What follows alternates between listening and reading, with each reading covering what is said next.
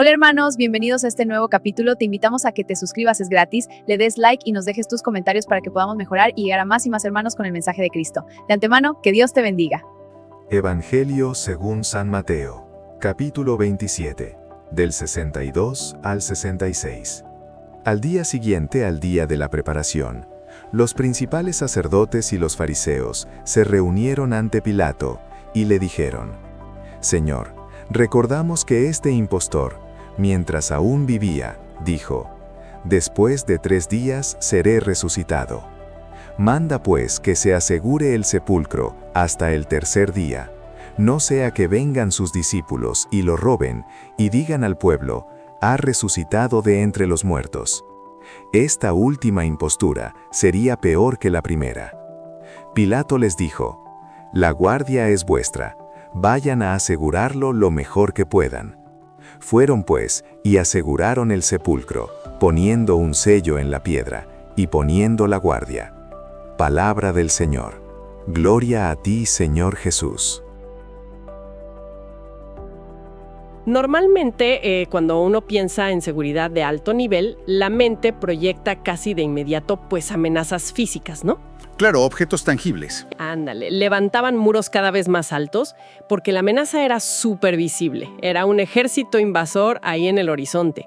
Y lo interesante aquí es observar qué sucede con los engranajes del poder cuando de repente se dan cuenta de que sus muros de piedra pues no están diseñados para detener un concepto que se propaga por la mente colectiva, ¿sabes? En el contexto histórico, esto significa que la reunión ocurre durante un periodo de estricta observancia religiosa. Era el sábado o el inicio de la festividad principal. Claro, nadie trabajaba. Nadie. El texto menciona a los principales sacerdotes y los fariseos actuando en conjunto y yendo ante la autoridad romana. Histórica y políticamente, estos grupos tenían fricciones profundas. No se soportaban. Para nada.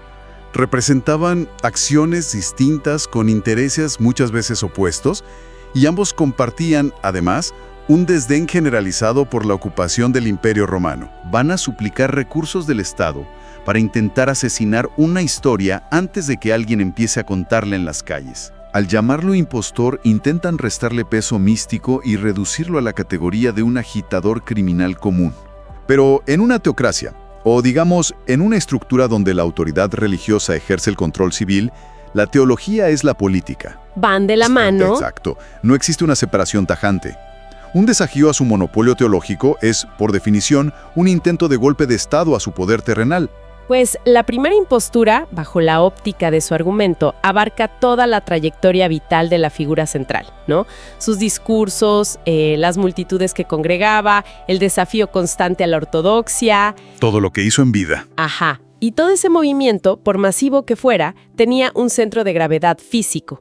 Había un hombre al que se podía arrestar, enjuiciar y, en última instancia, eliminar. Al borrar la presencia física, asumían que el movimiento se dispersaría. Que es el ciclo de vida natural de la mayoría de las revueltas históricas. Cortas la cabeza y el cuerpo muere. Exacto. La eliminación física fue su solución lineal. El problema es que una segunda impostura, articulada alrededor del concepto de una resurrección y un sepulcro vacío, cambia las reglas de la física política. Por completo. Sí, porque un líder vivo comete errores, envejece, puede ser desacreditado en un debate. Pero un líder que, según la narrativa popular, ha conquistado a la muerte misma, deja de ser un individuo y se transforma en un símbolo invulnerable. Y un mártir invisible es el peor enemigo de un estado policial. El peor. Porque una idea no necesita logística, no requiere líneas de suministro ni campamentos físicos que las autoridades puedan allanar. Nada de eso. Solo necesita un chispazo inicial, que en este caso sería el rumor de la tumba vacía, para propagarse de manera exponencial. Y la respuesta del poder imperial es totalmente glacial. Les dice: la guardia es vuestra, vayan a asegurarlo lo mejor que puedan. Entonces, ¿qué significa todo esto? Pues Pilato lavándose las manos, como siempre. Exacto. La maniobra de Pilato es una clase magistral de delegación evasiva. Representa el poder absoluto de Roma, posee legiones enteras a su disposición, pero ante un conflicto que él percibe como una simple disputa interna sobre una superstición local, pues decide ceder la jurisdicción. Sí, se quita el problema de encima. No asigna sus comandantes de élite, ni diseña un operativo imperial. Les otorga permiso para desplegar guardias, les da luz verde para usar la autoridad del Estado, pero el mensaje implícito es, el problema de relaciones públicas es suyo. Gestionen la logística ustedes mismos. Resuélvanlo. Y esa frase, asegurarlo lo mejor que puedan, tiene un dejo de escepticismo brutal. Pilato no garantiza que la contención vaya a funcionar. Y el escepticismo está más que justificado por la naturaleza misma de la solución que estas autoridades deciden implementar. Están atacando el hardware, o sea, el sepulcro de piedra y el espacio físico circundante, cuando la verdadera amenaza opera a nivel del software. Que sería el rumor. Exacto, el rumor y la creencia popular. El mecanismo del sello oficial y la Guardia Armada funciona bajo la premisa de disuasión física. Pero, a ver, ¿qué implicaba realmente ese sello romano en la piedra? ¿Era simplemente un pedazo de cera o arcilla con un emblema? Porque físicamente romper un sello de cera no requiere ningún esfuerzo. No, claro que no. El material del sello era irrelevante. Su poder radicaba en el peso psicológico y legal. Alterar un sello imperial o del Sanedrín era un acto de sedición directa. Te costaba la vida. El mensaje era: quien cruce esta línea imaginaria y mueva esta piedra, se está declarando en guerra abierta contra la maquinaria del Estado. Eso, combinado con la Guardia, creaba una barrera de terror intimidatorio impresionante. Sí, te la piensas 2 veces. El cálculo de las autoridades era que el miedo a una crucifixión por sedición sería, pues, mucho más fuerte que la lealtad de un grupo de discípulos asustados. Pero el punto ciego de ese cálculo es fascinante.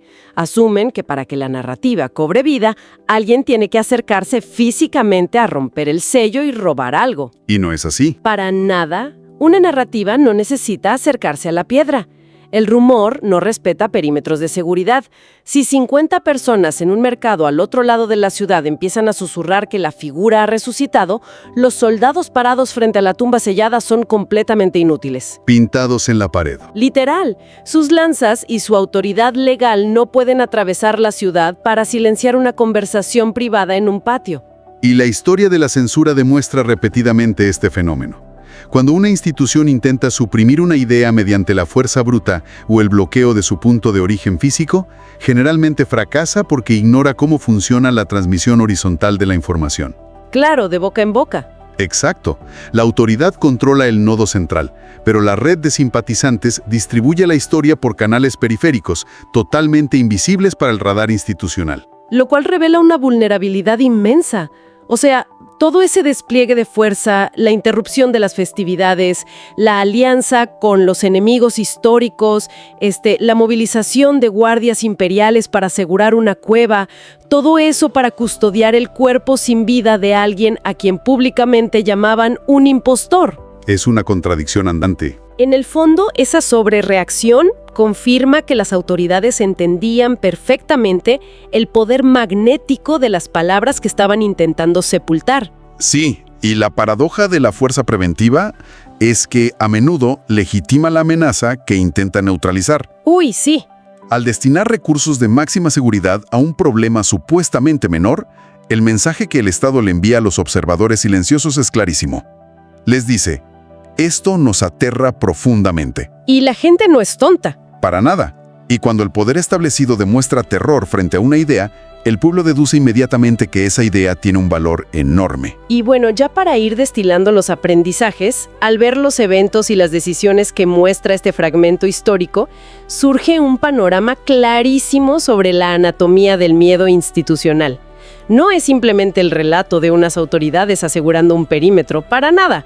Es el retrato de un sistema intentando desesperadamente mantener el monopolio de la realidad frente a una narrativa subversiva que amenaza con reescribir todo el orden social.